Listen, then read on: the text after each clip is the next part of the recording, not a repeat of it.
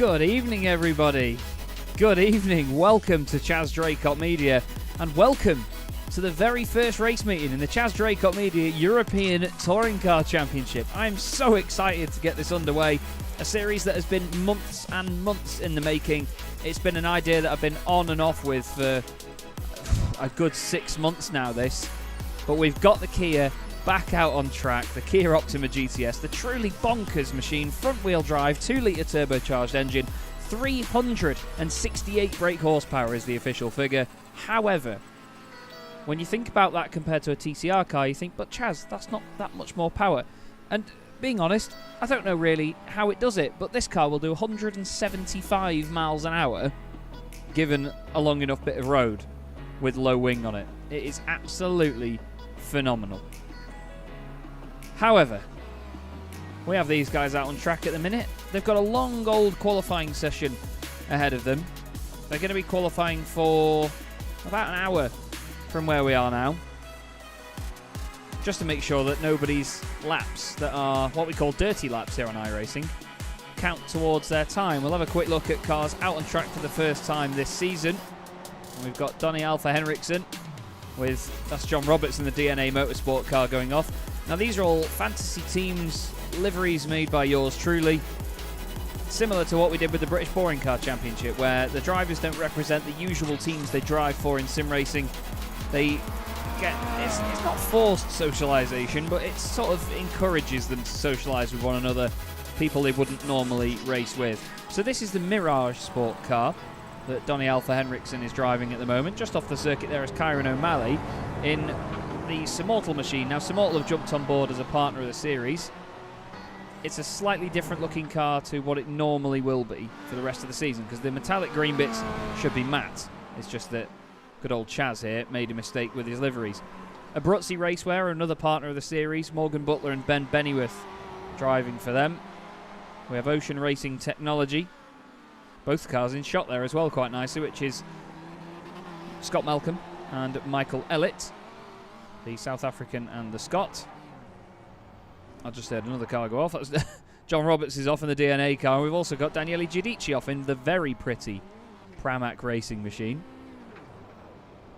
Top of the pile at the moment is one of the 5-a-day racing cars, Kieran Dempsey, the Irishman. Here's his teammate, Carl Jacquelet, and yes, it does have fruit all over it. 5-a-day racing, the meme of the championship. We have what we're calling Craig Squadron this season, which is cross-development, Swiss-based team. Looks quite similar to the usual sort of livery that this Kia actually ran in real life as well. Jack Johns, good mate of mine by now, the Racing Line as he's known online. Very good commentator and broadcaster. Him and his mate Stephen King are driving for Team Mood Springs in cars 11 and 12. We've also got the very shiny Blade Speed Esports, Magic Sakovic teaming up with Victor Oliveira in that team.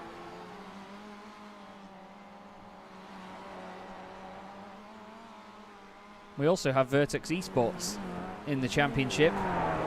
Euro NASCAR and NASCAR ARCA driver Alex Sedgwick will be joining us. John Bailiff, his teammate, is just in the pits at the moment. We do have Simortal, of course. Michael Blake himself is with us this season.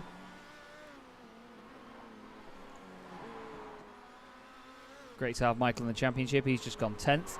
Chris Harbour is one of the 2 EMKA cars. He's absolutely fallen in love with the livery, and who would blame him? He's having a little bit of a blink in and out there. But there's his teammate Adam Wright. Their numbers 21 and 27, respectively. We'll have another look at the DNA Motorsport car. John Roberts driving this example, the number 86.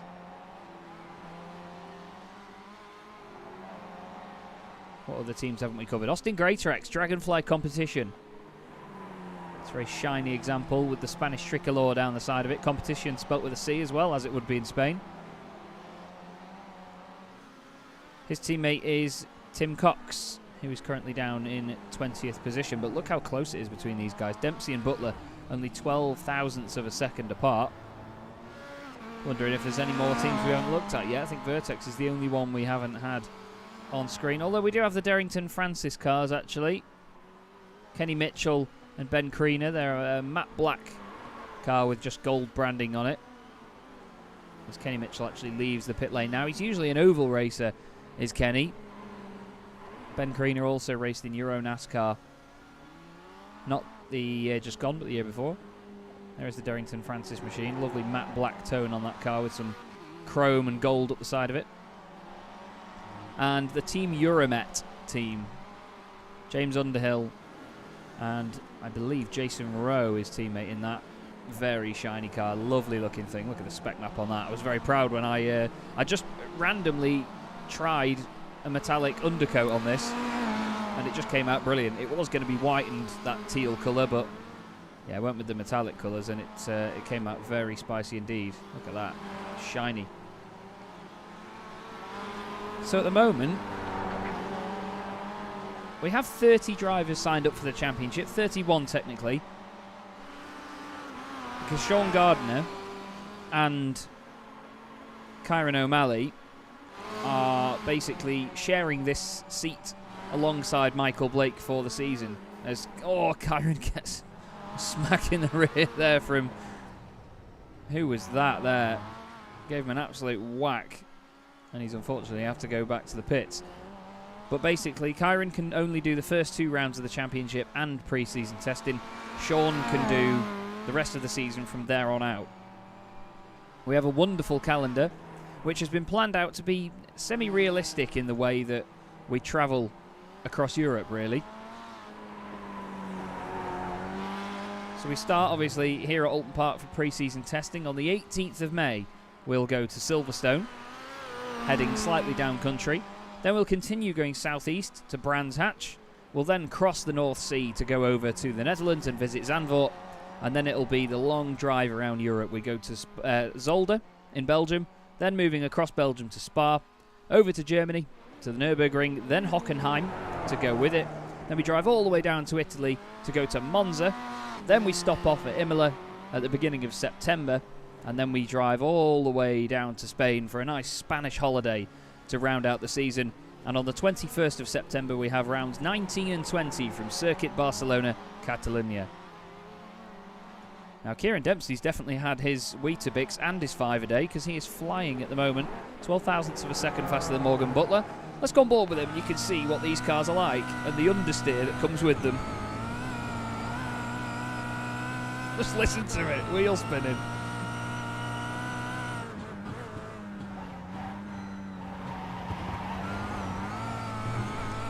There's so many rises and bumps here at Oulton Park as well. It's not an easy car to drive around here. That's Tim Cox just in front. We've got a car off ahead. A lot of these guys have never driven this car before tonight, so they're just using this to get used to it, hence the pre-season testing. But Dempsey showing that he's got some potential here. It's such a lively bit of kit. Just look at the speed of it though. Second gear, 130 k's. Third gear, nearly 180 k's. Like I said before, given enough road and a low wing setup, this car will do 175 miles an hour. And as James Underhill quoted, it'll do 430 mile an hour if you chuck it down the Grand Canyon.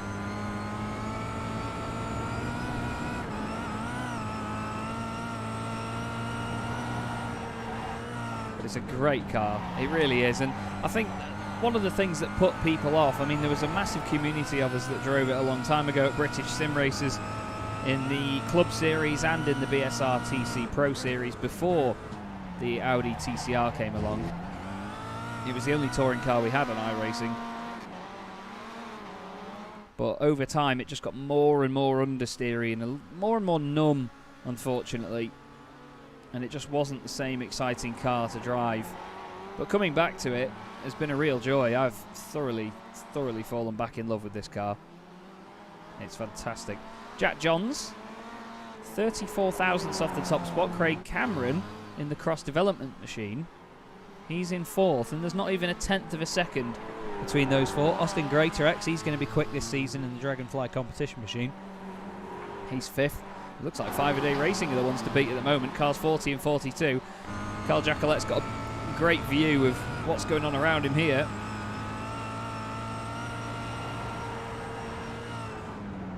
Got one of the Mood Springs cars in front of him. I think that's Stephen King all over the shop. through Druids. It's such a scary corner to get right.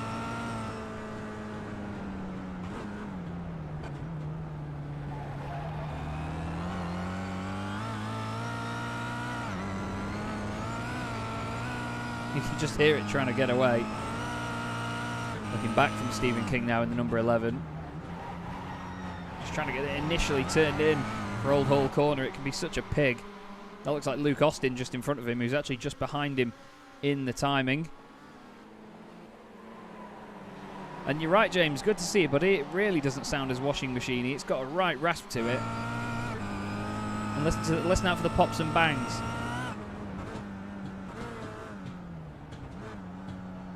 Sounds fantastic nowadays. It really didn't used to have anywhere near the rasp it has now, though. Here's Michael Blake in number 18. 8th at the moment. Bennyworth just ahead. Scott Malcolm just behind. We've got John Bailiff for Vertex Esports. You could say Bailiff is knocking on the door of the top 10, but he's just inside. He's got his foot in the door at the moment. We have the Dane, Donny Hald Alpha Henriksen. Just Donny Henriksen for the sake of the overlay. And Maciej Sakovic driving for Blade Speed Esports. He was the Kia Club Series Season 1 champion, so we know that Maciej's got a lot of potential in this car.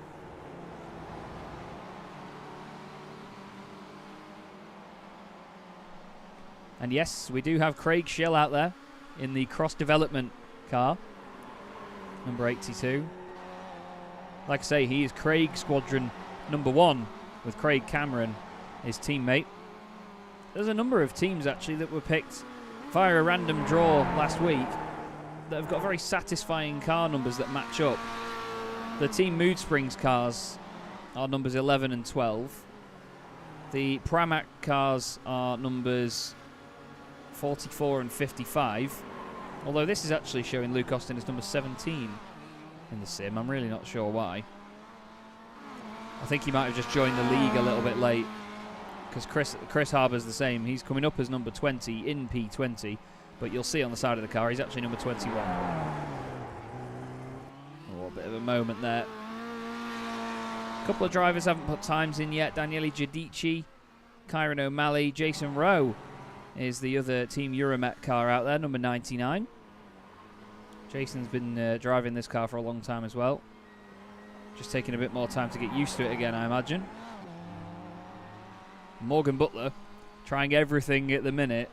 Morgan's really come on recently, and he wants to have a go at winning this championship. Second fastest, only 12 thousandths off at the moment.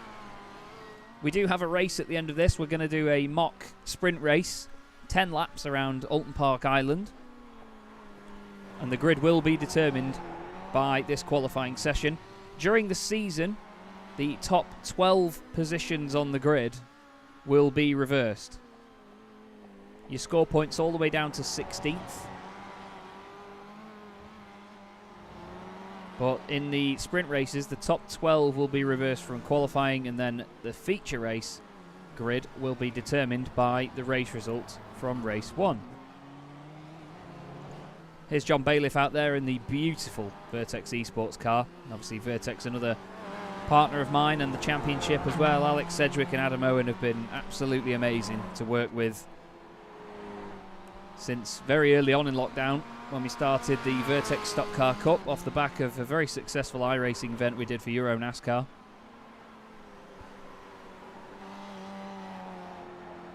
Nice bit of branding time there as he goes around Druids with the Vertex logo in the top right. Here's Kenny Mitchell back out on track in the Darrington Francis car, number 4. Such a difficult circuit as well, especially in this car. It's really not an easy one to get right.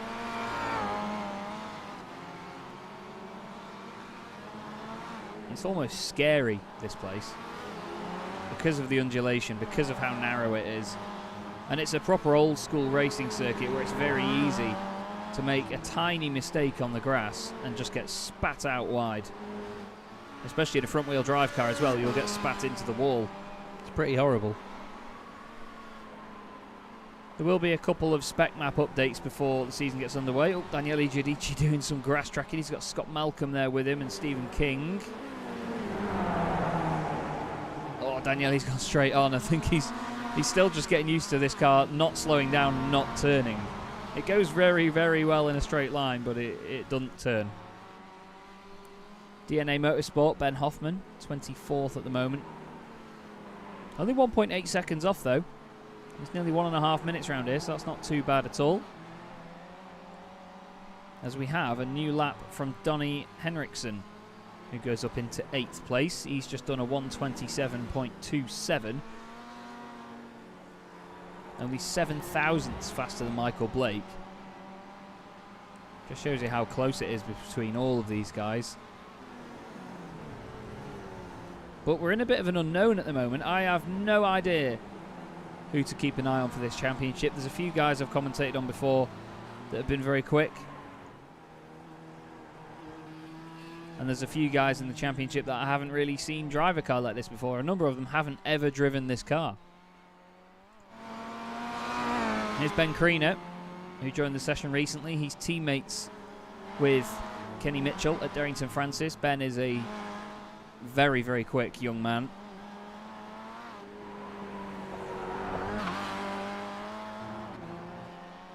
He's competing in the Vertex Mixed Bag World Cup at the moment as well. And he's doing very well in that.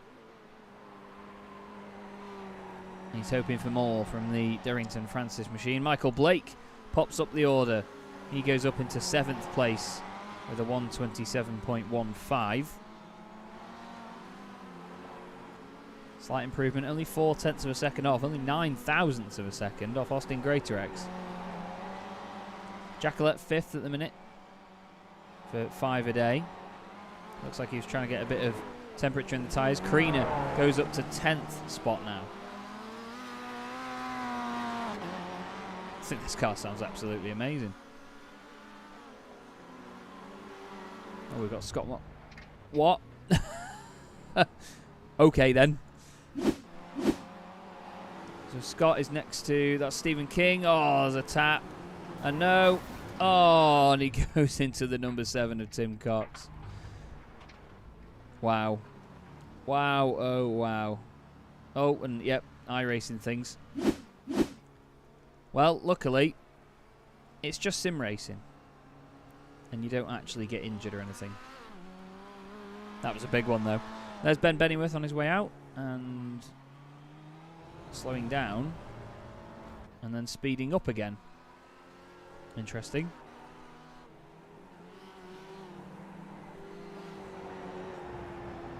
Mikey O'Malley in the chat saying, good luck, Kyron O'Malley, for qualifying. Hope you do really well. I think he's just getting to grips with the car at the minute before he goes for an all-out time. It's easy to overdrive this car. You really need to be patient with it, especially on the throttle. I know that Kyron drives quite a lot of oval stuff, so this car will be a very, very different kettle of fish to what he's used to. And it squirms around on the brakes, as you could see there. He's got the 82 of Craig Schill there just behind him.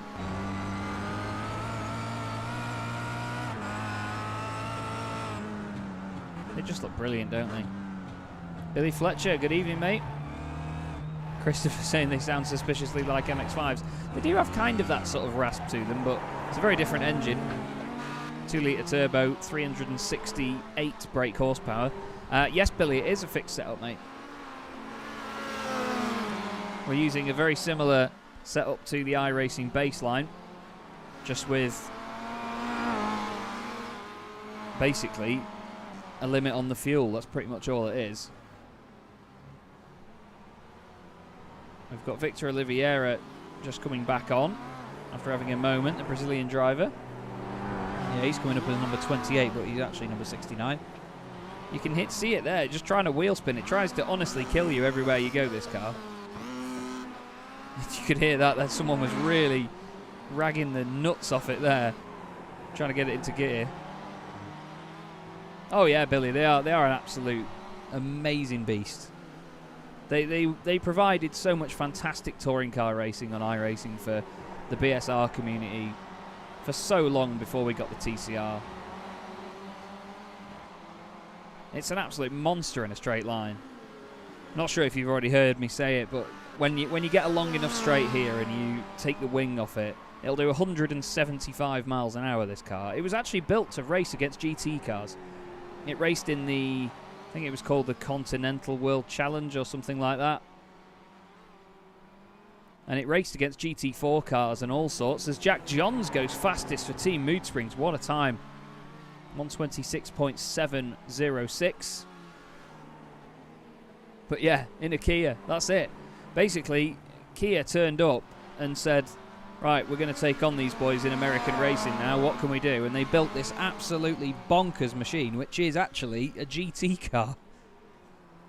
A GT car come touring car. It's an absolute unit. Karen in the chat saying it's a lot harder than it looks. It is.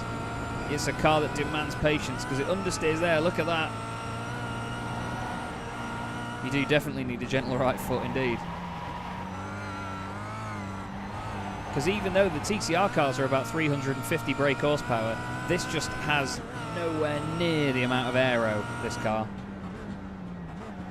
You've got to be so patient with it. Morgan putting a shed load of lock on. Listen to it. It just doesn't want to put power down. What's Morgan going to do? No improvement there. You can just hear them as he comes out of corners. Oh, it's just so much fun, this car, man. I'm in love with it. Oh, Adam Wright's not going to be in love with that. Oh, he's rolled it. He's put it over. That's a huge bounce. Thank you, iRacing.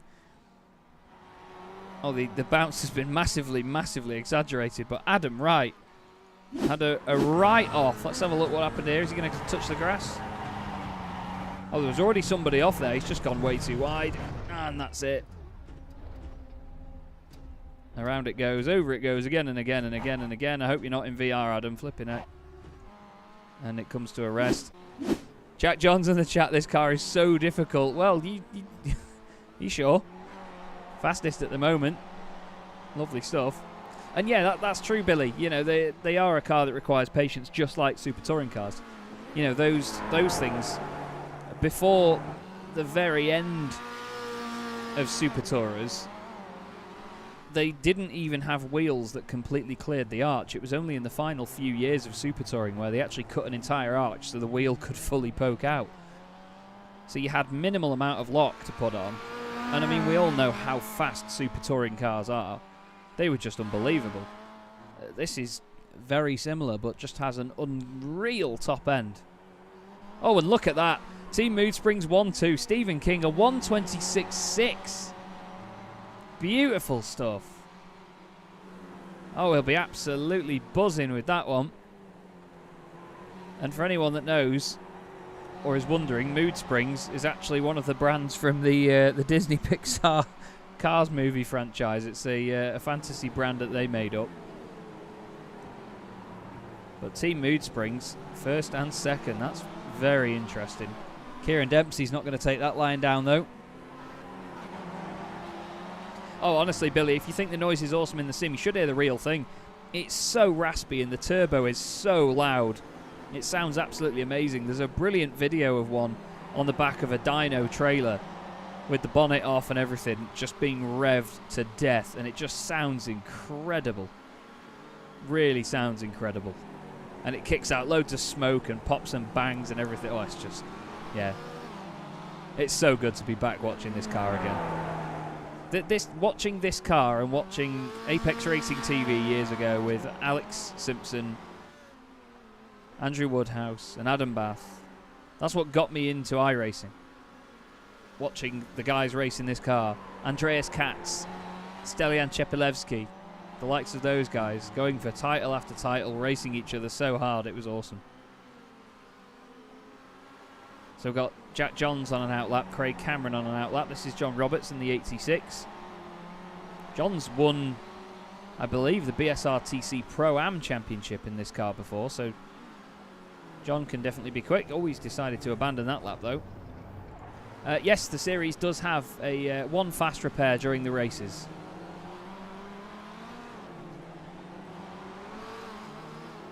Currently, in terms of sign-ups, we have 34 sign-ups. We've got 3 people on the reserve list.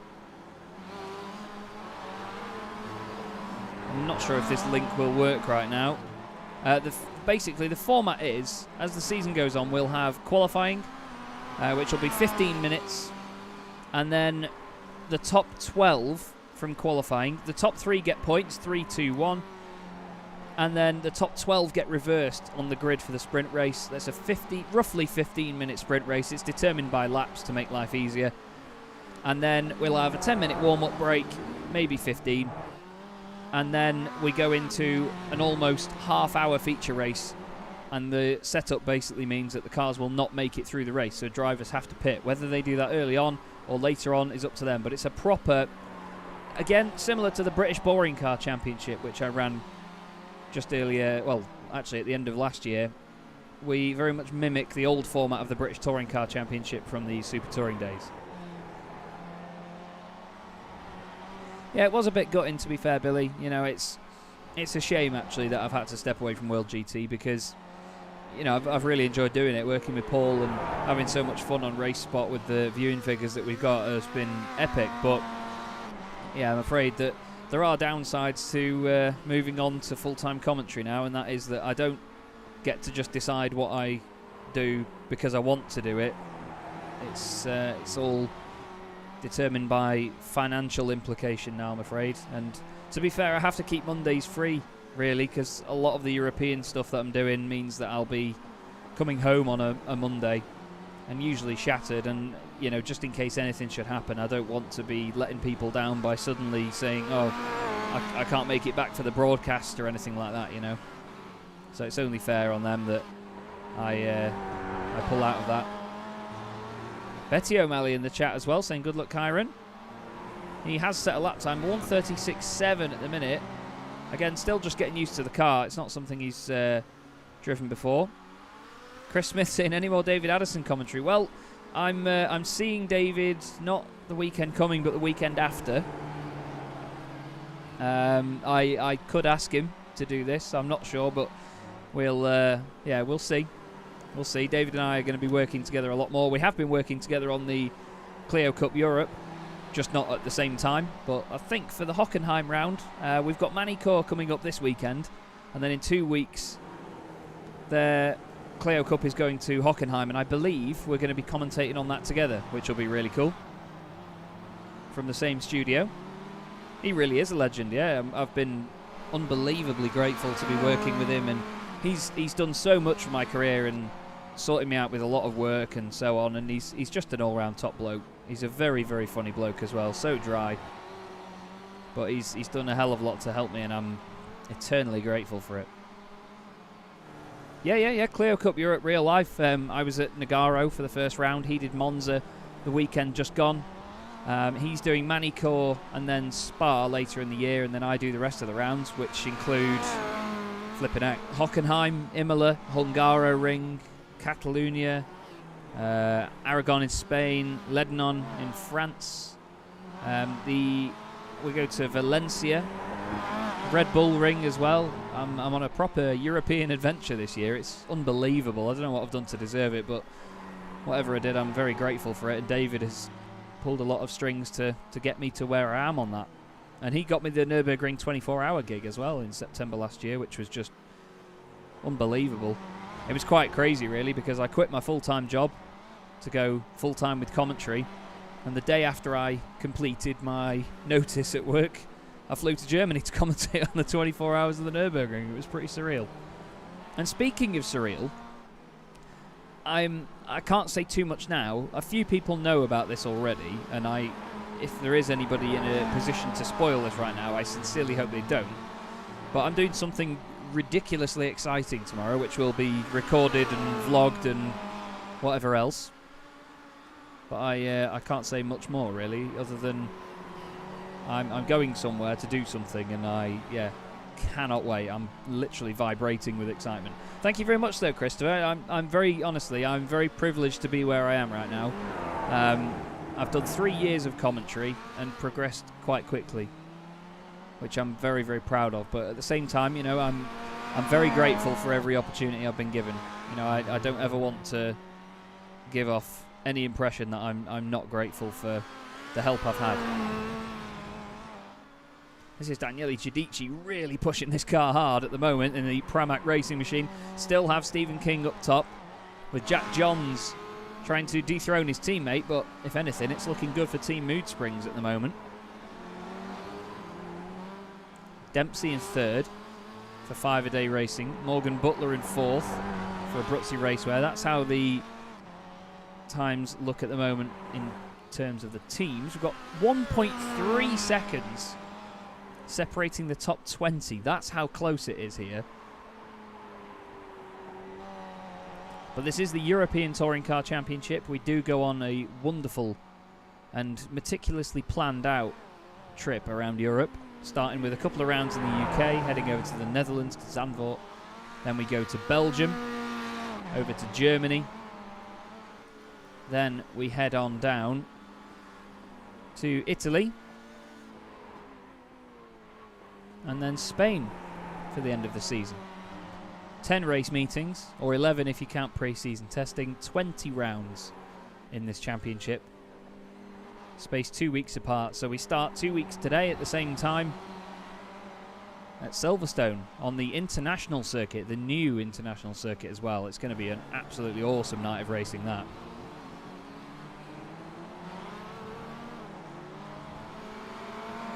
Thank you for everyone that's been watching so far.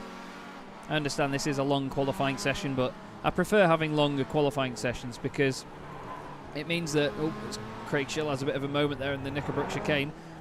It means that people don't get away with laps that have an incident point or that don't count. You know, everybody has to work hard and make sure that they put in a lap that is clean, so we get a true representation of people's pace. And I mean, the fact that we've got a tenth and just over a tenth and a half separating the top 6 shows how competitive this is going to be. Proper touring car stuff. Nobody knows who's going to win.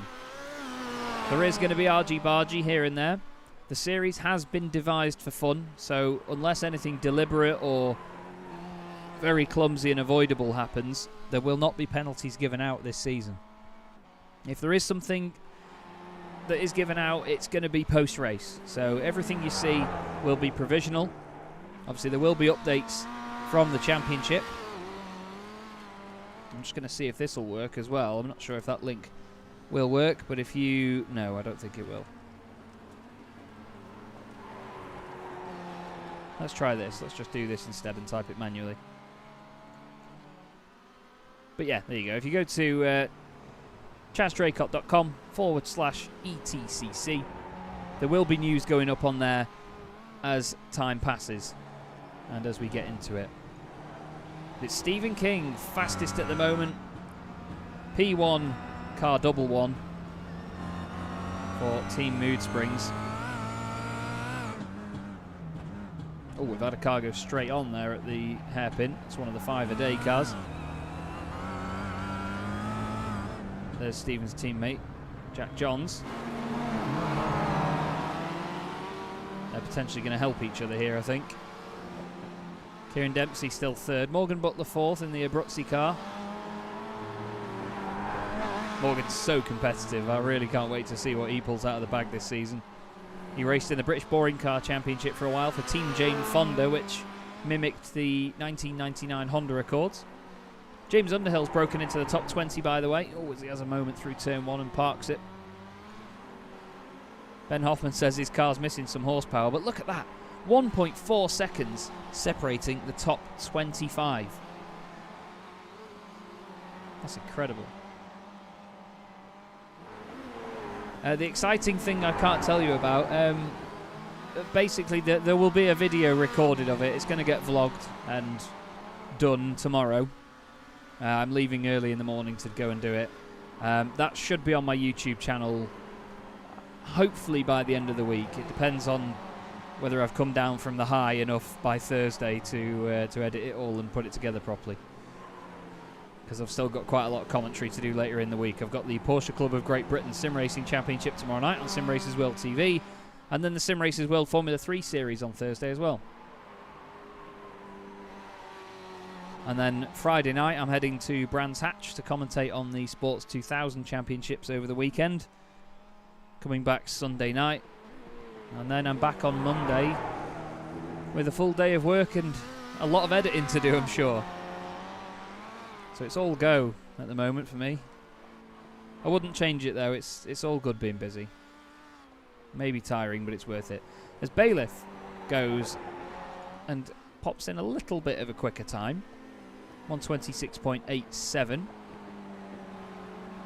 126.84 by Ben Kriener ahead. Oh, heck. Who was that? That was Craig Schill. Blowing the engine up there. What happened to that? It's gone bang for Craig Schill. That was very strange. We're not sure whether he's changed it down and it's blown up or what, but that was odd. Now here are the two Derrington Francis cars, two very experienced oval racers in Ben Kriener and Kenny Mitchell, trying to work together. We've got a few different chats going on in the Chaz Draycott Media Discord at the moment.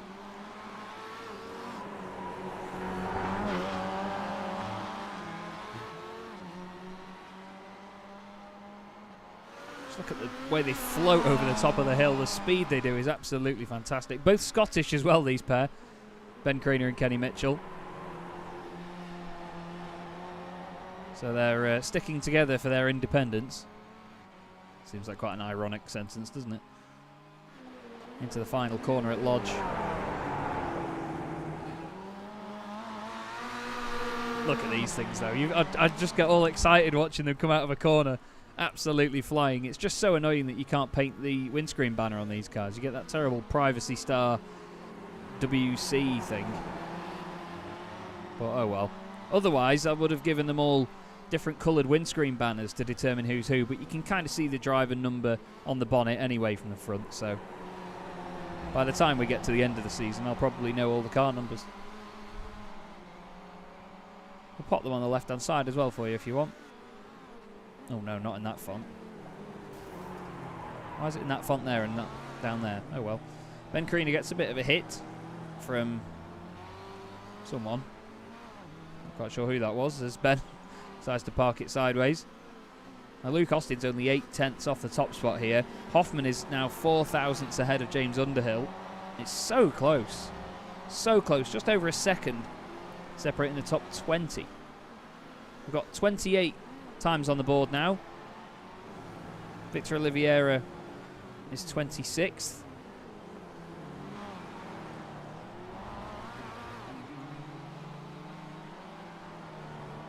Then we've got Giudici next behind him, and then Kyron O'Malley.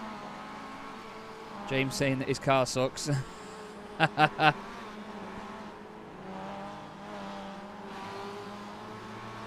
got Michael Blake saying it's going to be an absolutely mega series if they can race side by side. And I've just noticed that Jack Johns, bless him, 4 thousandths faster than his teammate. May only be 4 thousandths, but at the end of the day, it's still happening.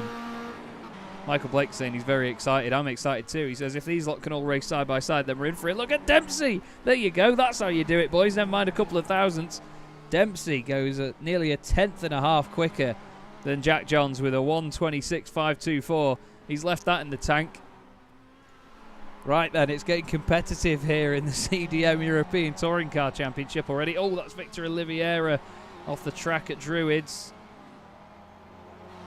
Gets going again. Oh, he tries to get out the way of one of the EMKA cars. That was Chris Harbour. 23rd at the moment is Chris. Look how close it is between these guys. Bit of a blink in and out there. Oh, big moment as well. Yes, Chris, there is a race after this, mate. We're going to have a mock sprint race tonight, which should be about 15 minutes, 10 laps of the Oulton Park Island circuit. I think the races are 30, so the sprint races are 35 kilometres. The feature races are 70 kilometres. So, for example, when we go to Silverstone International, the sprint race is 10 laps, the feature race is 19 laps. because it's just rounded either up or down to the nearest, whether it gets to the 35 or 70. Later in the season, with a couple of races, they are quite long.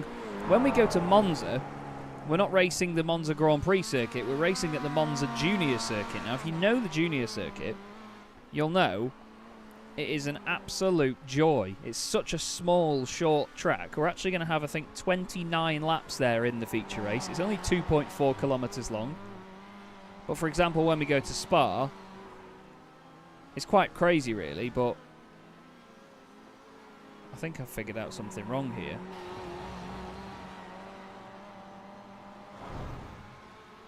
Although, no, it doesn't seem wrong at all, actually. That's because I'm thinking of the sprint race length. But we're doing 10 laps of Spa GP. We're doing the Grand Prix circuit at Spa. 10 laps in the feature race there. 10 laps in the sprint race here. And James Underhill, you can come for a chat if you want, as long as you don't slate whoever takes you off. We did have a driver just pop up the order there, and I'm really sorry to whoever it was, but I just missed it. But I think it may have been Michael Ellett that's gone up there.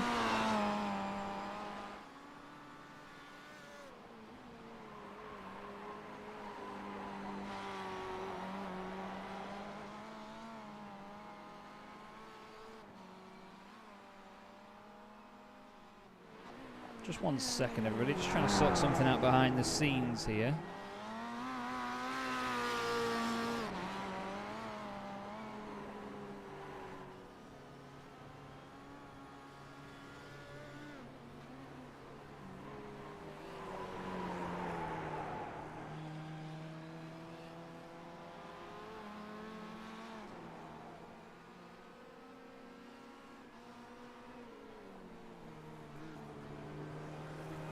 Thank you very much for the subscriptions as well, guys. The numbers have been creeping up quite a lot recently, so I'm very, very pleased with.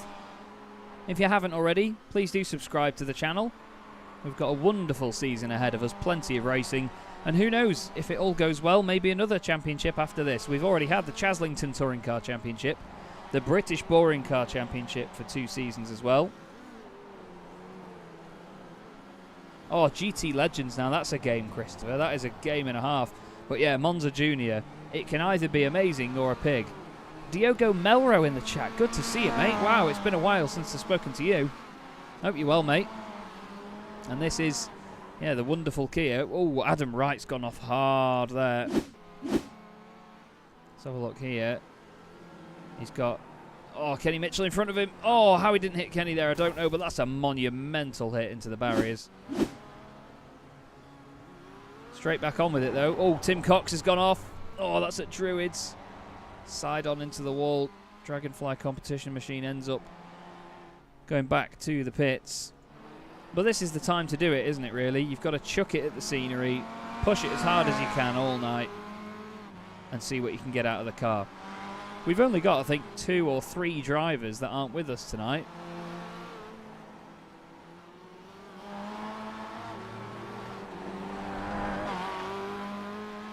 Oh, yeah. Yeah, that was a very, very hot day back at Oulton a few years ago, wasn't it, James? That was a good day, that. And yes, John, I'm glad it's still a meme. Because I felt that the other day. I'd put a YouTube video out the other day about still driving this car. It does really put a smile on your face when you get used to it. Because it's, I mean, look at it there. Luke Austin squirming around on the brakes. And then you just got to wait and wait and wait and wait and then just put your foot down. And just like Hans-Joachim Stuck says about the Audi 90, it's just like a rubber band, you know. You just put your foot down and the thing just goes forward. I'm really glad you've watched that, Diogo. I hope you enjoyed it, mate. It's a lot of fun doing that with Matt and Dan. They really do test my bleeping abilities when it comes to playing Circuit Superstars, but that's an awesome game. If you haven't played Circuit Superstars, everybody, honestly, do give it a go. It's so much fun. It's very much a game, not a simulator, but they simulate tyre wear, fuel, and obviously you get weight from your fuel as well. And it's, you know, the track gets rubbered in. I'm not sure whether that affects it, but your tyre life going down means that the car is worse to handle. You genuinely have to think about strategies in your races, and it's a hell of a lot of fun. Jerry Agard says, go Johns and Bayliss. Bayliss? No, he's a superbike rider. Bailiff, 7th at the moment in the number 22, a number I used to run. The other number I used to run is the number 10, and I don't believe we have that driver here this evening. I think someone is number 10 in the championship. I will have a check. No, we don't have a number 10 in the championship. Never mind.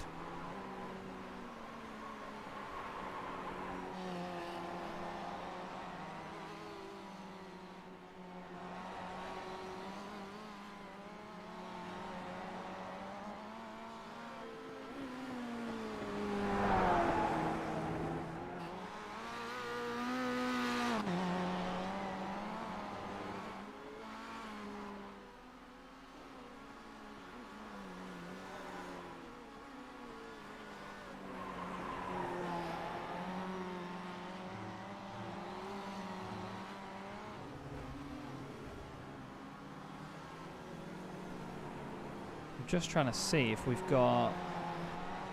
it is Stephen King, yes. Yes, Jerry, it is Stephen King indeed. He was top of the times earlier, and then his teammate beat him by 0.04 of a second. And now Kieran Dempsey is top. There's a check up there in front of him. It's in the EMKA car. It wasn't Adam Wright, it was his teammate Chris Harbour. Just cut back across the front of the Vertex machine, and now look at the back of it. Yeah, Bailiff's car decides that he's going to pull it over and get back in the pits.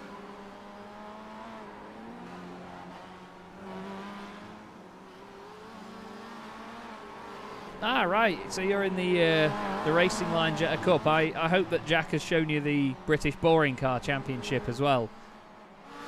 It was great to see another Jetta League on iRacing, actually. I was really pleased to see that.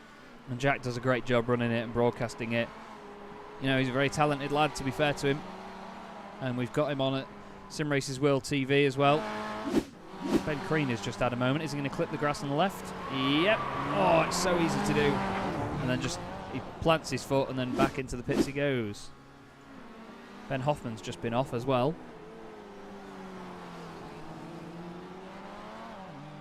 This is only going to be a short broadcast as well, by the way, guys, in comparison to a lot of the others throughout the season.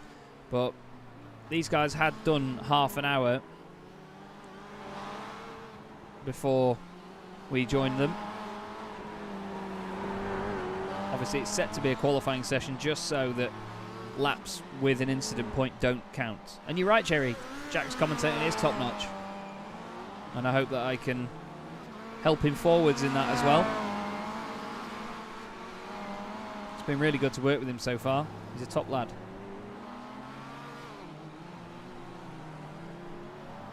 You never know what can happen in commentary. That's one of the best things about it.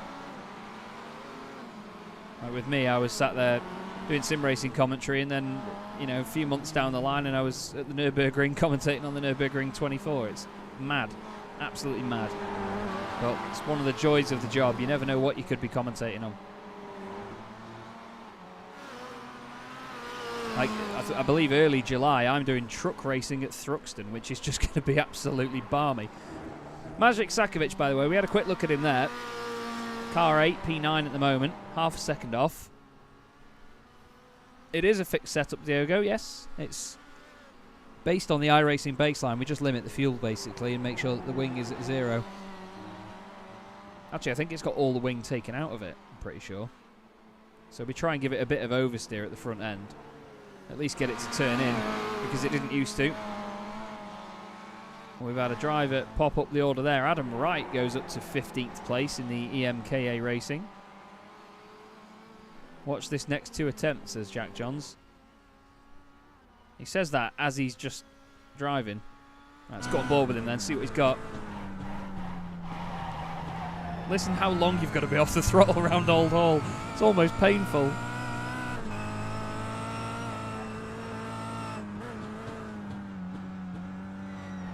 You've almost got to not be on the throttle to go quicker in this thing.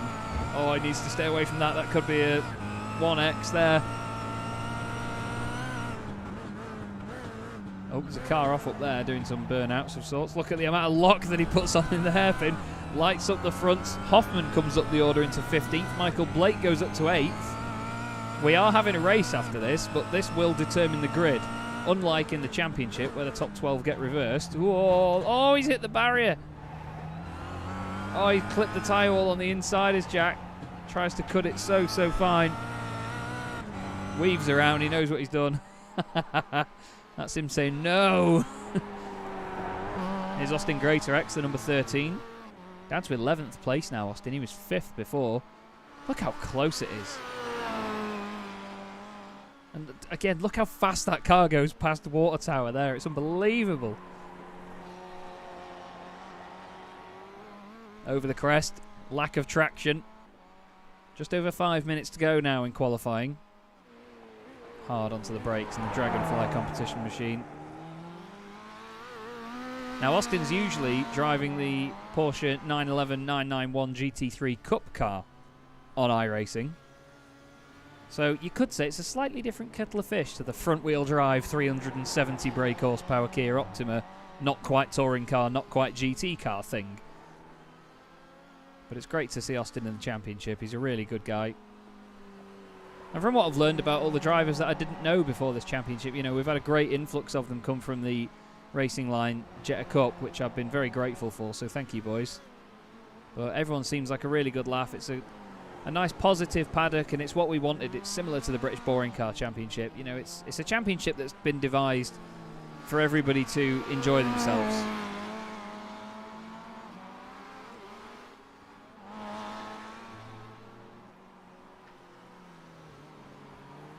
And you're right, Diogo. Yeah. Honestly, as much as this car may be a bit of a meme and a bit daft, you're right. You can race it so closely. And it's exciting because it's like proper touring car racing. It's like back to the old Super Touring days, because it's just an absolutely nuts machine.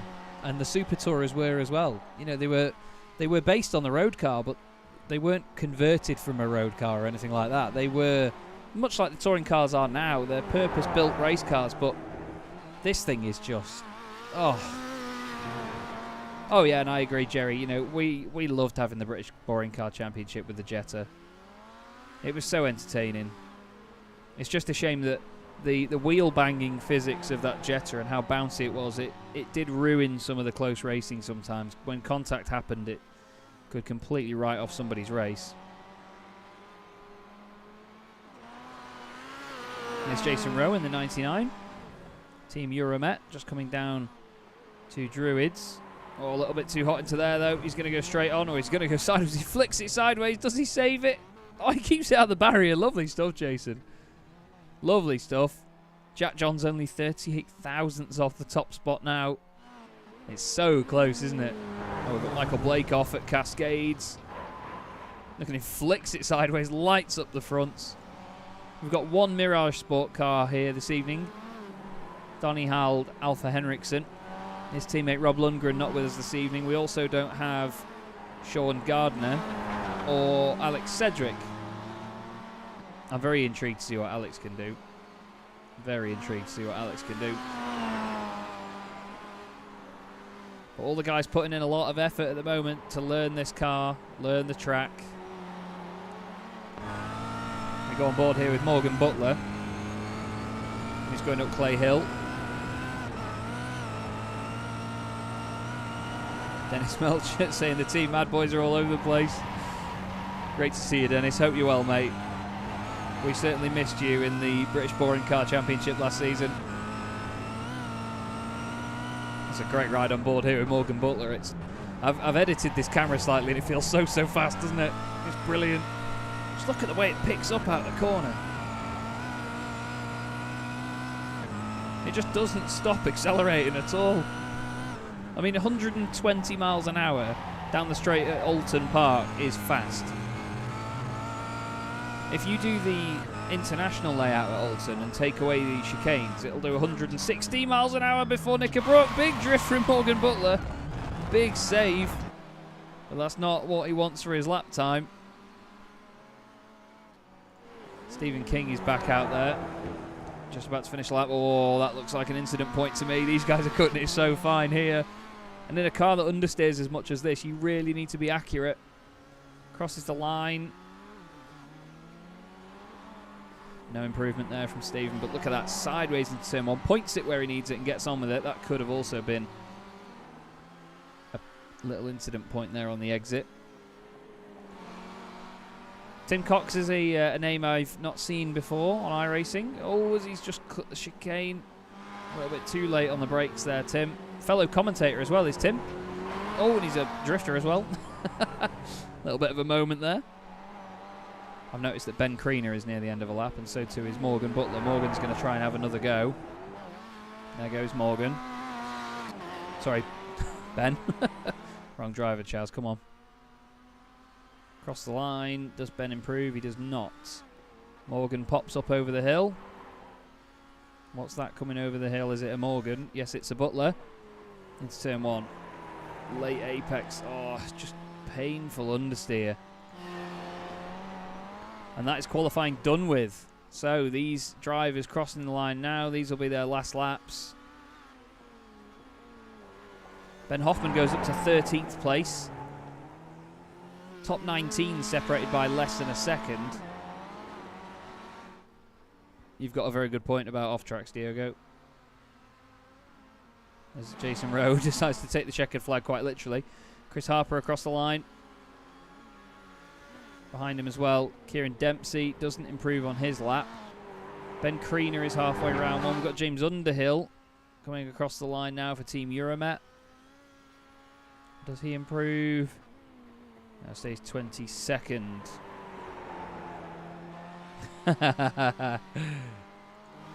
Yeah, sorry, Dennis. This is Craig Schill out the final corner, side by side with Kenny Mitchell, who goes for the line. All the way over to the wall to say hello to Barney, the flagman.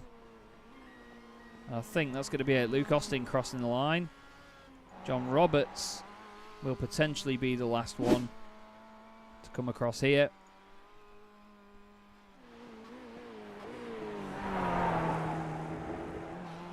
Go on, Austin. You give it a go, lad. Oh, John's a little bit wide out of the final corner there. Still goes for it across the line.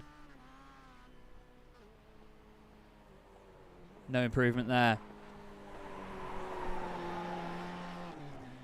So that ends the session then. Or does it? Because I think we might still have Chris Harbour on a lap. I don't think he is though, because it's, yeah, 1 minute 45 after it. Although he's had a blink in and out. Oh no, that's the end of that then for Chris.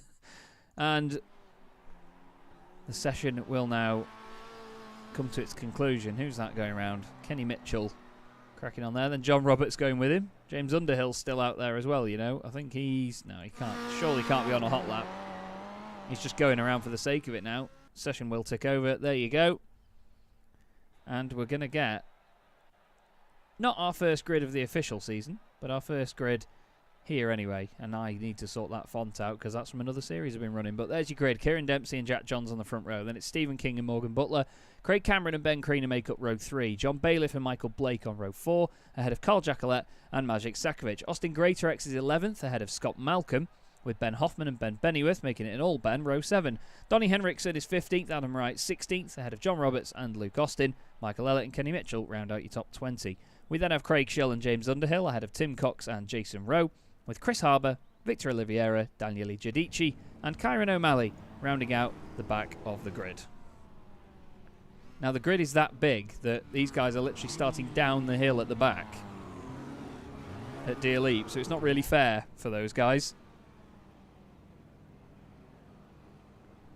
Oh well, we'll have to see. Team Mood Springs looking good. 5-a-day racing also. Morgan Butler on the left hand side in the black and orange car will be quick for Abruzzi Racewear.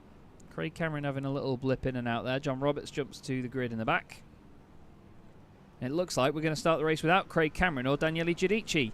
But pre-season testing, the sprint race here in the Chaz Draycott Media European Touring Car Championship is underway and the key is roaring to life. Great start by Ben Kreener. He's gained a number of positions. Look at him go. Looking down the inside of Stephen King. Nothing quite going on there, but he's now down the inside of Jack Johns. He's going to try and go through the middle of them. A little bit of a touch with Stephen King. There's contact behind Morgan Butler's off. Oh, Morgan's just smacked into the side of him, and that's his race done at turn 1. Side by side a little bit there in the middle. John Bailiff, and here's that Magic Sakovic. Big drifteroo from Magic. And he's off. soaring down the order, taking cones with him. He'll be fuming. What's going on at the front then? Jack Johns defending. It was actually Stephen King. Oh, no, I think John Bailiff just spun it. Oh, he's gone around. There's a bit of contact. Oh, well, there goes John Roberts. Oh, Bailiff's around, and so is Kieran O'Malley. I apologise, it was Jack Johns that was defending from Creaner into turn 1. Stephen King was on the outside. I got their car numbers mixed up. But Ben Creaner is not letting him get away with anything here, is he? Look at this. We've got cars off behind. Craig Sheil is involved with Tim Cox. Oh, the two of them are good mates as well. Victor Oliveira is off in the Blade Speed car on the inside. But at the front, Kieran Dempsey making a run for it at the moment. John Roberts says hello from orbit. I'm really not sure what happened there, John. We'll take a look in a second, but we need to focus on this because, I mean, look at that sight. It looks great, doesn't it, as they fly down here. Jack Johns has got Ben Creaner. Let's sort that. Right behind him. Train of them across the line, but Kieran Dempsey. Very, very strong first lap there. You've got to love it. You've got to love it. On to lap 2 out of 10. This is close further down. This is Michael Ellett down the inside of James Underhill. Morgan Butler's coming to pits. James Underhill gets a really good cut back there. Tries to go down the inside. Ben Creaner has got past Jack Johns. Let's have a look how he did this. Oh, I think he gave him... Oh, he did. He gave him a little bit of a tap there. Now let's have a quick look at what happened to John Roberts, because he went absolutely flying off down to the hairpin. Oh, he got... Whoa! Okay. He got clipped by Michael Ellett on the way in. And that was that. So we've now got Jack Johns behind Stephen King, behind Ben Creaner.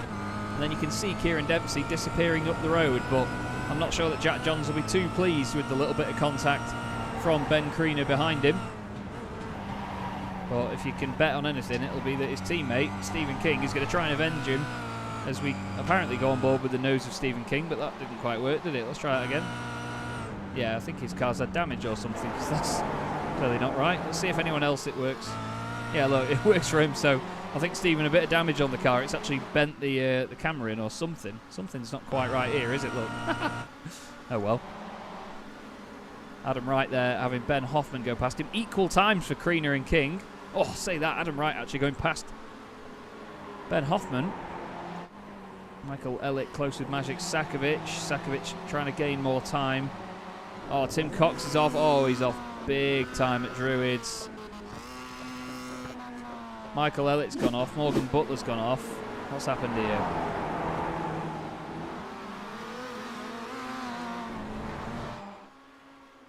Oh, Morgan tips Tim. Oh, and then there's more contact. Oh, that's an absolute nightmare for Butler and for Tim. Especially after they both qualified so well as well. Now, Stephen King is not leaving Ben Creaner alone here. Nobody is.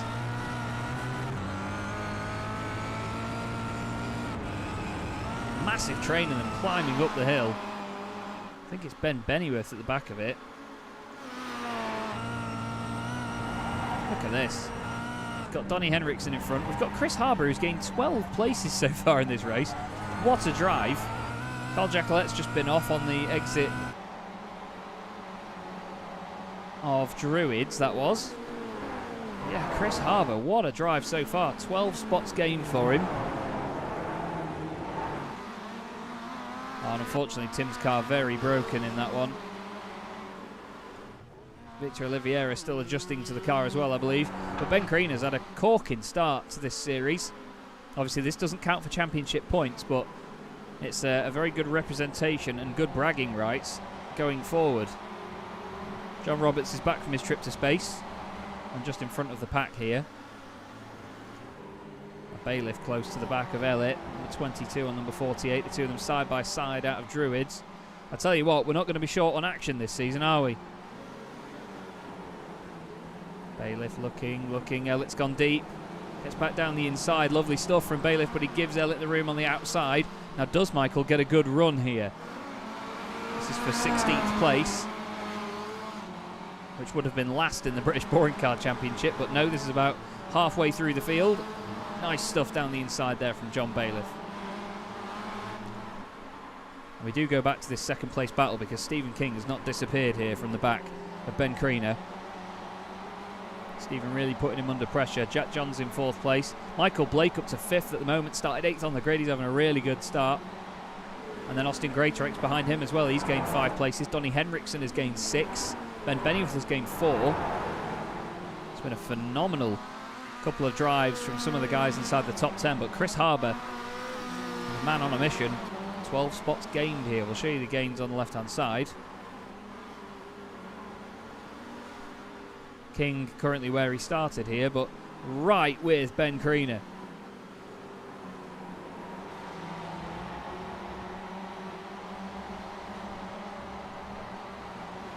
This is all playing into the hands of this man, though, Kieran Dempsey.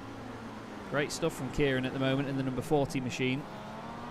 Oh, it sounds like there might have been a touch behind. Oh, there is a touch. Stephen King tips Ben sideways on the exit of the hairpin. Jack Johns is going to want a piece of this as well. Now, there is no incident limit during the race. However, afterwards, I do review it, and drivers do get penalties, post-race penalties, if they go over a certain amount of the incident limit.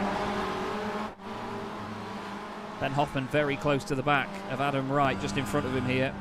This is for 11th and 12th spot.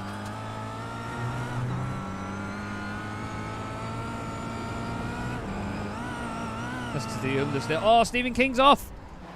Stephen King is around, and he's on the infield of Druids.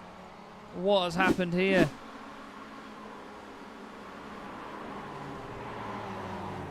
Oh, no! Oh, Kyron O'Malley lost it in front of him. I think Kyron was just trying to stay out of the way at this point. He's gone into Druids, lost it, come back across the front of them, and he's been absolutely pile-drived by Stephen King. And that puts pay to Stephen's race. He was having such a good drive up to that point. Oh, we've got an issue further back, I think, for Ben Hoffman. Oh, he's just gone off out of turn 1. Lost a lot of ground. Sakovic going back through. That means now that Chris Harbour's gained 14 places in the race. Oh, no, Underhill. Underhill has been ploughed. Hoffman's still off. Elliott's off as well. What on earth? So Ben Hoffman went off there. Let's have a look at the rejoin. Is that... It's just gone way too deep into turn 1. Tries to carry the speed. Goes with it. I was just looking over at the timing there. So he comes back on. He's turning right. Oh, I just don't think he knew that Underhill was there. And James smack into the wall. And the car very, very broken indeed, unfortunately. Now this is close. Michael Blake right behind Jack Johns. Ben Creaner has now been able to move away in front and try and go after your race leader. 4 laps to go after this one. What can Blake do here? He's going to look down the inside of Johns. No such move going there. Maybe a bit of contact on the way out. It's close behind as well. Carl Jacquelet wants to get in on this. 5-day racing now. Looking like some real hot picks for the championship, if you ask me.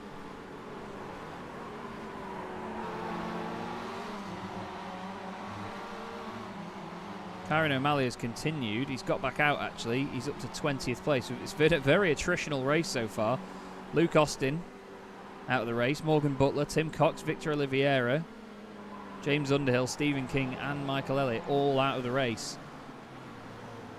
But it does get feisty in these cars. It does get attritional. Michael Blake trying to go around the outside at the hairpin. Greatorex nearly clips the back of him. Look at these 4 now.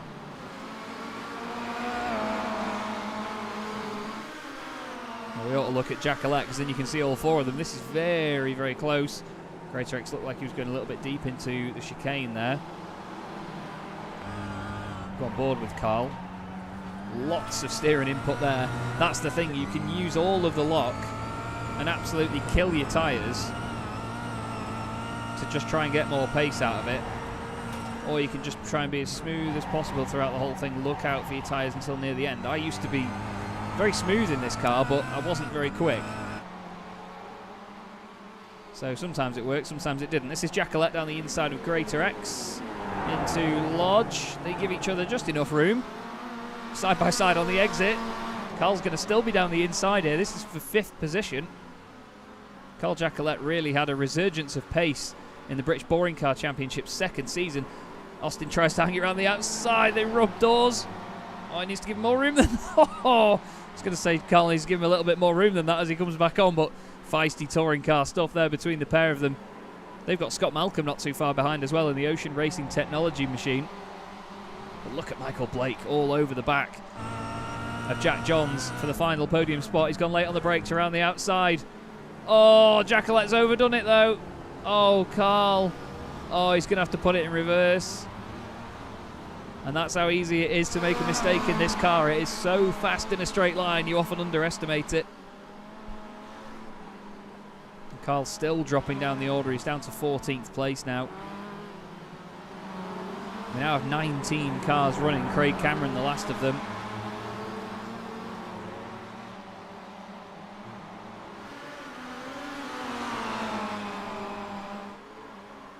Jack doing a great amount of defending here. Yeah, Tim Cox apparently having an issue. Let's see what happened here. Oh, heck. Oh, the car is very, very broken indeed. What on earth happened here? Oh, whoa, whoa, whoa. What was Victor doing there? What was that? Victor Sunshine, you can't be doing that. Flipping heck. Look at this.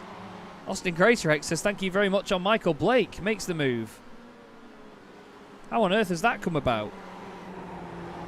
Michael Blake passed Jack Johns. Jack Johns went back past him. Michael around the outside loses loads of momentum, and then Austin just says thank you very much. And now down the inside again goes Blake. Gives Johns a bit of a kiss. Helps him through the corner, if anything. Now we've got a drag race between Austin and Michael.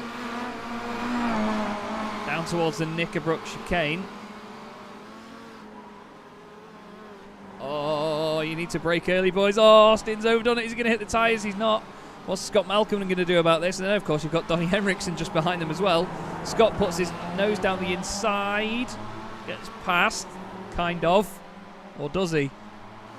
Donnie Henriksen's the man to go on board with here because he gets the best view of it. Out of all of them, Scott's lost the back end. Austin's lost the back end. Austin's lost it again, has he?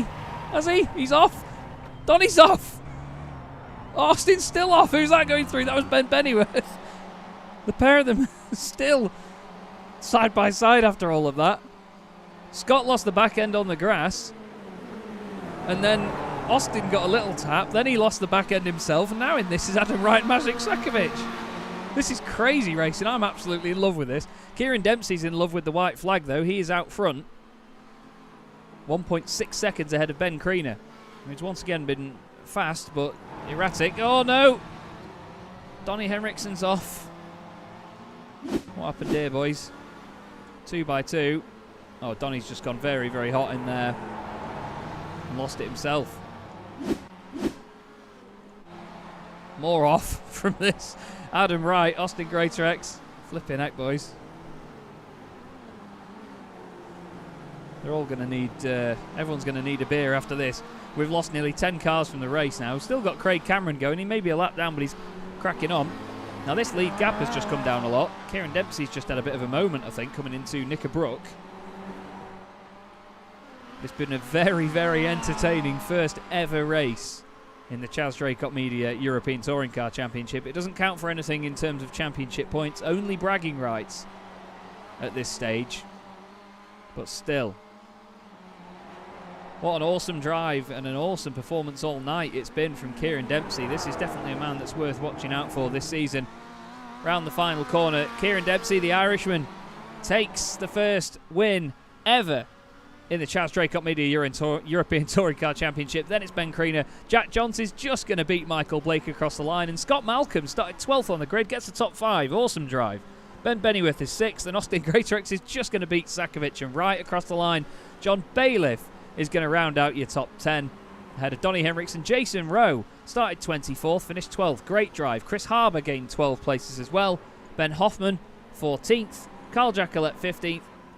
Kenny Mitchell is going to come home in 16th, only 3 seconds ahead of Craig Schill. And then it's John Roberts next up for DNA Motorsport.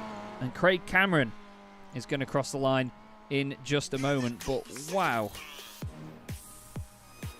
What a race that was. Kieran Dempsey. Fantastic, fantastic win.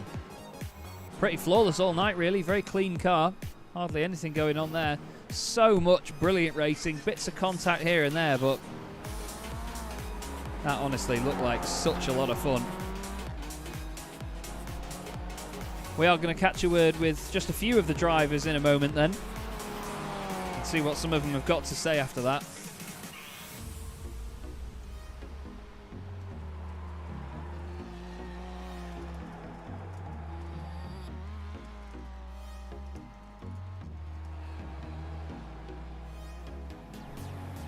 Well, I'm just amazed by Kieran just left everyone. Is he going to do some burnouts? Is he going to try? There you go. Love it. Michael Blake there thinking avoiding action. Was going to do some donuts, but that's that. Right then. Here's your race result, everybody.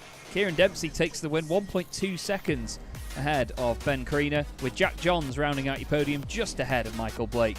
Then it was Scott Malcolm, 5th place. Really good result for Scott, that. Started 12th on the grid as well, 7 places gained.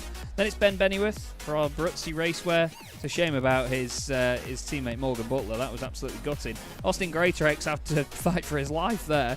Ends up 7th ahead of Magic Sakovic, and it's Adam Wright in 9th ahead of John Bailiff, who rounds out your 10.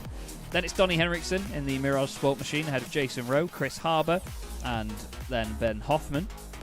Carl Jacquelet, Kenny Mitchell and Craig Schill, with John Roberts, the last car on the lead lap. Behind him was Craig Cameron, and then everybody else failed to finish. Michael Elliott, James Underhill, Victor Oliveira, Stephen King, after that unfortunate incident with Kyron O'Malley. Tim Cox out, the aforementioned Kyron out of the race. Morgan Butler out early on, and Pramac Racing, both cars out very early on in the race. We will have a quick look back to see what happened to said Pramac cars. Actually, Daniele Giudici didn't take the start, did he?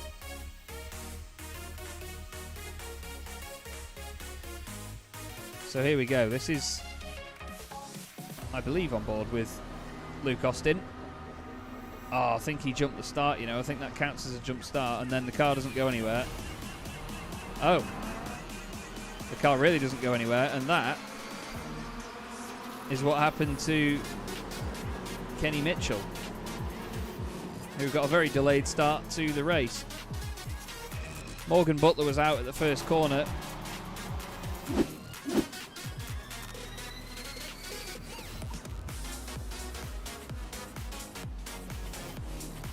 Let's have a look. So you can see Ben Creaner just drives around Morgan, down the inside of Jack Johns. He even goes up against the pit wall, does Ben. Very aggressive stuff.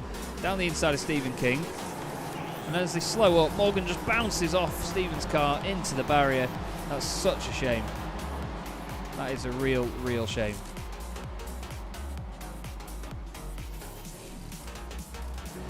And then we go to poor John Roberts, who ended up in space after the tiniest of touches. So in front of him, that's his teammate Ben Hoffman. I think the car behind loses it, Michael Elliott, and then just touches him and whoa! Wow. Unbelievable. Unbelievable. iRacing physics still doing that. I think it was Michael Elliott. Either way. Absolutely bonkers. Absolutely bonkers. Well, we'll just watch this and then we'll grab a word with our race winner. So Michael taking it nice and careful. There's Ben Hoffman coming back on. Oh, John gets squeezed on the right by Adam Wright. Ironic, isn't it? That was Magic Sakovic off. Tim Cox sideways just behind. So watch Elliott then in the black and blue car. He's going to be on the right of your shot now. Oh, he just touches the grass and touches John. Wow. The 3 wide behind as well. Oh, there's a hit. James Underhill, it was his teammate Jason Rowe that got a hit. But Kieran Dempsey absolutely flew away with it. It was really, really impressive, to be fair. I'm just going to ask the guys who wants an interview, because we're going to have to see.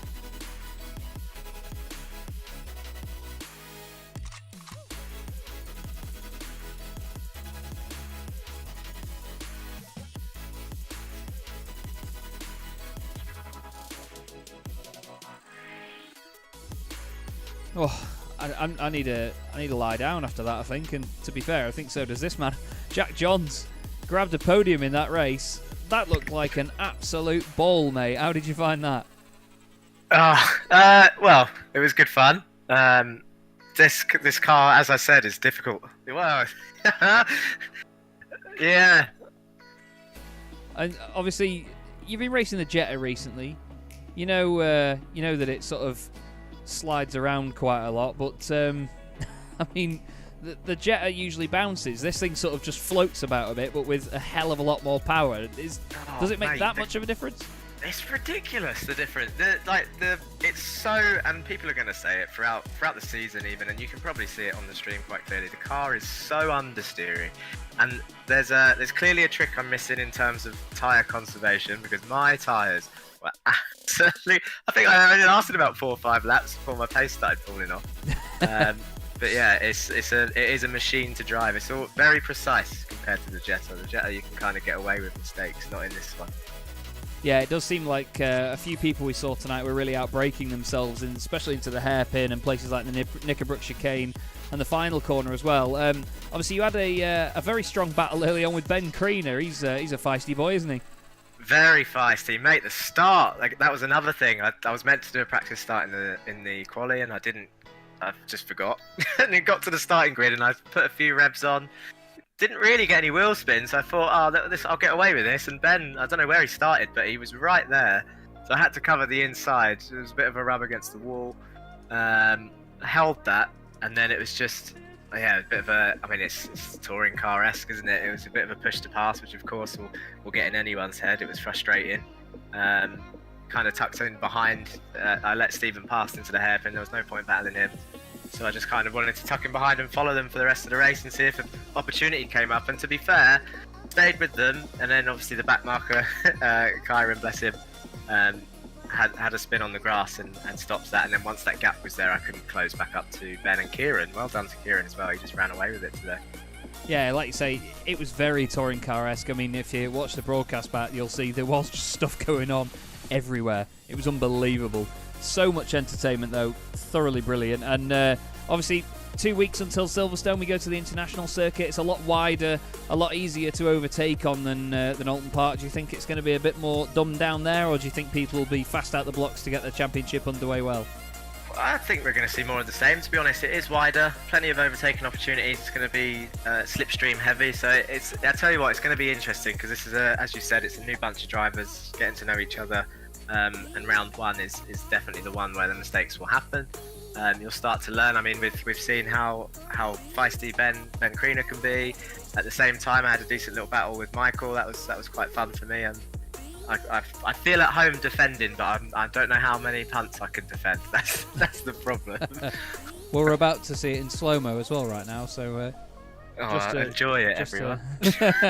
But no, it's the fact that you can have that in these cars and get away with it and still race closely, and that's the main thing from it. It's a lot of fun. But either way, mate, it's great to have you. Obviously, I look forward to seeing how you get on at Silverstone, and it looks good for you and your teammates so far. It may not have been the ideal result for you tonight, but you've certainly got the pace. Is there anybody you want to give a shout out to before you go? Well, yourself for putting on another good championship, which I'm sure it's going to be, as you can see from the strength of field. And all the drivers taking part tonight. I look forward to this championship, to be honest. See how it goes. Hopefully many more podiums. I didn't expect to be this fast, so, well, at the start. Obviously I got slowed down towards the end, but yeah, didn't expect the pace, and hopefully it's going to be a good one. Cracking stuff. Great to speak to you, Jack. Thanks for joining us. Thanks, Chaz. Cheers. Epic stuff. Really good to speak to Jack there, and we do get to speak to our 5-a-day racing race winner, Kieran Dempsey. Kieran, you're just a bit untouchable tonight. Have you driven this car before? Not before this championship, no. Flipping heck. I've done a good bit of practice the last while, but didn't expect that, especially with guys I know like Jack and Steve behind. I'm sure they'd just pass me at some point. Well, to be fair, mate, it's incredible you've got that pace out of it straight away, because, I mean, I'm sure you'll agree, it's a very odd car to drive. It's difficult to get used to, isn't it, really? Yeah, definitely. It's yeah, just you have to be so patient with it and just so careful under brakes as well. I found, like trying to trail brake into the corners and that, and then the tire management as well. Like by the end of the race, I lost about a second, I think, in the end to Ben. I was just trying to keep it on track, like at that stage, but managed to do it. Well, it certainly worked out for you, mate, and I think, to be fair, it sets you up well for the championship. You know, you had a clean car by the end of it, and showed everybody the pace that you've got with just a bit of practice under your belt as well. Are you feeling confident about Silverstone now? I think I've maybe set expectations a bit high. I'm not that not super confident for Silverstone. It wouldn't be. I do like that track. I've done just a few laps there just in practice. So it's probably maybe my favourite layout for Silverstone, but I'm usually not great there, so I wouldn't expect it again. I think I got a bit lucky as well that I managed to get away from the pack and they all fought, and I just managed to kind of pull out a bit of a gap. But well, yeah.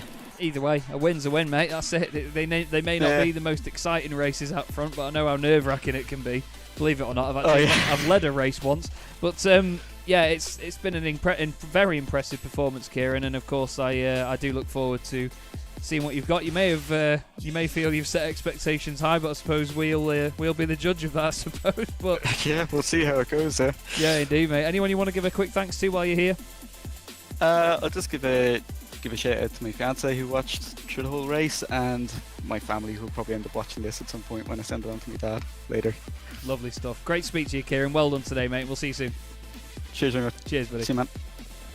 What a lovely guy, Kieran Dempsey. Smashing stuff. We'll bring in a man who I last spoke to during the British Boring Car Championship last season, Carl Jacquelet. He was running very, very well there till the end. His teammate got the win. Carl, what do you make of being back in this car, mate? It's certainly a barge, isn't it? But it's a rapid one. It's a great car. I love it. You've got to baby those tyres somewhat, though, as I discovered. Yeah. Locked up going into the hairpin, and the tyres just would not come back after that. Yeah, it can be a little bit of a pig. I mean, it does squirrel around a lot on the brakes, but it's lively though, isn't it? Because, I mean, for a while, I mean, I'm not sure what experience you had of this car before, but when it was the whole BSRTC days, and I mean, I'm talking back in like 2015, you know, it was when we had the club series and so on, the car started to be a bit numb every time iRacing updated it, but getting back in it now, it's like, how did we think this thing was numb? Because it's a bit all over the place, isn't it? It's certainly not numb. I only raced it 3 times back then. It's when I just got started in BSR, and I was rubbish. So you and me both. It shocked me how bad I was, but I've come a long way since then. But no, the car is not numb at all. It might have been at one time, but it's the iRacing updates in the past have really done it a lot of good. It's a great car to drive. They certainly looked like a laugh. I mean, you had some fantastic battles going on, and you know, you were right up there as well. Are you feeling confident about your pace for the season ahead? I am, yes. I've had some really good practice times during the week. Couldn't quite get it tonight. Don't know why, but hey, that's life. But no, I actually made a pass, so I was really brilliant stuff. Well, I look forward to seeing how you get on, Carl. Silverstone in 2 weeks, and well, I'm sure you'll be up there again with the 5-a-day boys, the relative meme-mobile as it is in this championship. But is there anybody that you'd like to give a shout-out to while you're on the stream? Yeah, I'm going to give a shout-out to you, actually, for organising this, because it's going to be a fantastic series. Thank you. If it's anything like the boring car, bring it on. Going to love it. Awesome stuff, Carl. Great to have you, mate. Thanks again for jumping in, and we'll see you next time round. My pleasure. Looking forward to it. Cheers, mate. Carl Jacquelet had a real resurgence of pace in the British Boring Car Championship, as I've said. Really, really top guy, Carl, and he has been very, very quick. But that, unfortunately, is all we've got time for this evening. Kieran Dempsey takes the win in pre-season testing. Ben Kriener with Darrington Francis takes second place after a little bit of contact with Jack Johns, who manages to get a podium. His teammate getting taken out in very strange circumstances. We've had incidents galore, door-to-door racing, and that was literally the tip of the iceberg, everybody. In 2 weeks' time, we will be at Silverstone International for rounds 1 and 2 of the Chaz Draycott Media European Touring Car Championship. I thoroughly hope you've enjoyed the pre-season testing tonight. It's been an absolute joy I've been Chaz Draycott. This has been the European Touring Car Championship. We will see you in 2 weeks' time. Good night.